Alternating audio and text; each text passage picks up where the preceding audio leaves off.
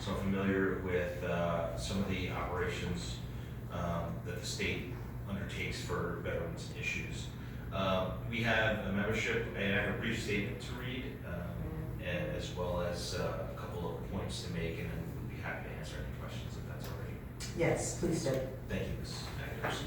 So, senators, assembly people, thank you so much for allowing me to be here.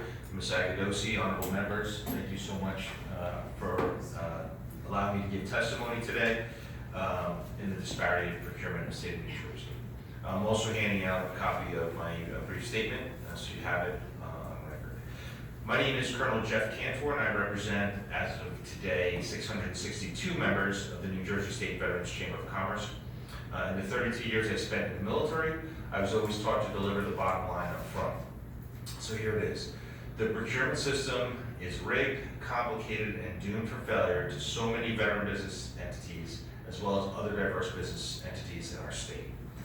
To provide context, I will share with you that New Jersey has two set-aside laws currently on the books. One is for small business entities, and the other is for service-connected disabled veteran-owned businesses, called SDVOBs, or in New Jersey it's called DVOBs. The SDVOB set-aside law, which is Public Law 2016, Chapter 116, has been public law since it was passed unanimously in 2015. Since that time frame, roughly 3.5 years, not one contract has been set aside, and until recently, through the Veterans Chamber advocacy, no money has been awarded to service-disabled veteran-owned businesses. Recently, a contract was awarded to a disabled veteran-owned business for advertising services. He happens to be sitting behind me today. And although the state didn't know that his business was an SDVOB, he was awarded a contract. The EDA also recently purchased printer cartridges from an SDVOB firm as an under-the-threshold direct purchase for $900.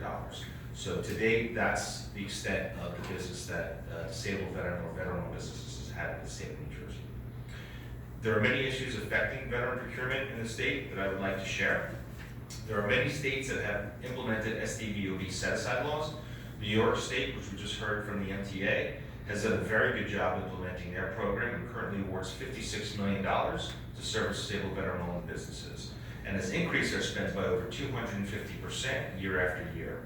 They also publish the dollar amount and percent spends by every department, division, and authority, and publishes the SDVOB plans for the upcoming year. I have a copy that I'll be happy to share with you.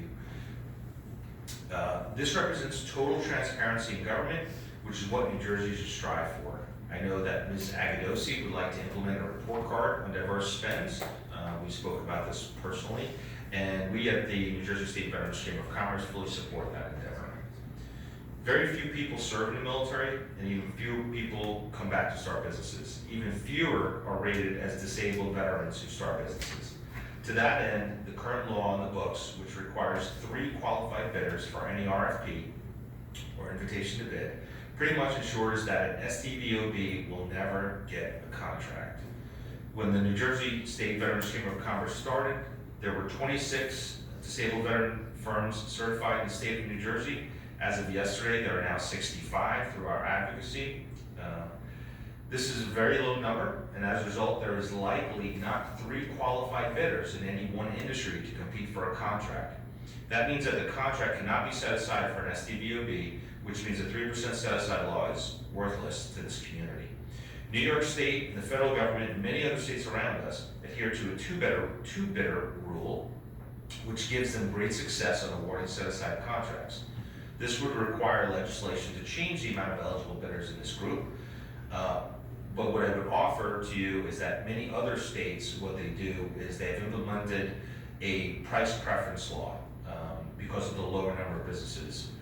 15% price preference law is needed in New Jersey.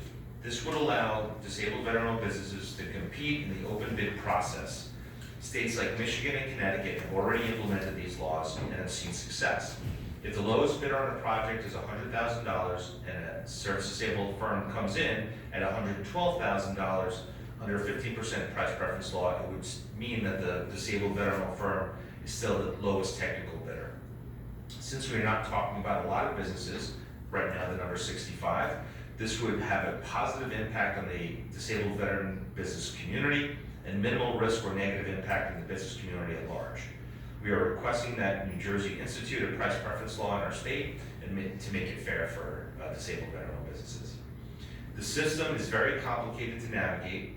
Right now, a disabled veteran-owned business has to register with the state, then with the Division of Purchase of Property, then with the Division of Property Management and Construction, then with New Jersey Transit, then with the Turnpike Authority, then with the utilities, then with the Port Authority, and so on and so on. This takes time, money, and a lot of effort away from the business owner. Instead, there should be one universal registration portal in the state. Once a diverse business is registered, they would be pre-qualified with all state entities.